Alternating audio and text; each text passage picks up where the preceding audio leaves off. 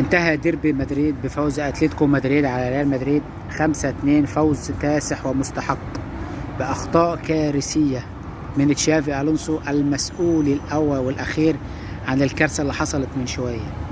عمل خطأ ساذج وخطأ كارثي في التشكيلة بلعب بلينجهام أساسي على حساب ماستنتوني.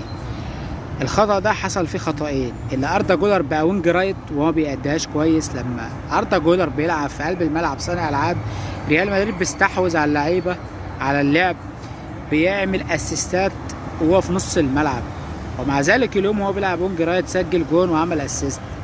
بس ريال مدريد فقد الاستحواذ بسبب أردا جولر لعبه على الوينج. اتفرج تاني على أول 16 دقيقة من الماتش، اكتساح من اتلتيكو مدريد من كل انحاء الملعب. ريال مدريد مش عارف يعمل باصتين 3 على بعض، لان نص الملعب مفيش فيه لاعب كوره، محدش بيعرف يعمل استحواذ، لا فالفيردي ولا تشاوميني ولا بلينجهام الغائب الحاضر.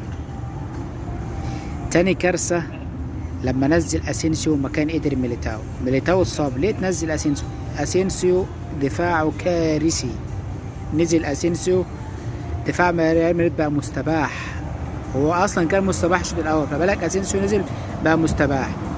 تالت حاجه طلع اردا جولر ونزل ماستنتوني، مصمم ان بلينجهام ما بيلعبش اليوم. اردا جولر يطلع من الملعب ازاي وانت محتاج تتعادل ومحتاج تكسب؟ يعني الونسو اخطا، كل ما يجي يصلح الغلط بيصلحه بخطأ اكتر. بصراحه سيميون النهارده استغل دفاع ريال مدريد اعلى استخدام. كل كرة عرضية خطر على ريال مدريد، عرف فين الخطر ولعب عرضيات. كمية عرضيات النهاردة رهيبة ما شفتهاش قبل كده. اتلتيكو مدريد لعبته كانت بتلعب بروح، بعزيمة في الملعب. الونسو يتحمل المسؤولية الاولى عن خسارة ريال مدريد، ودي اول مباراة كبيرة يقابلها الونسو الموسم ده. هل هيتعلم منها ولا هيصمم؟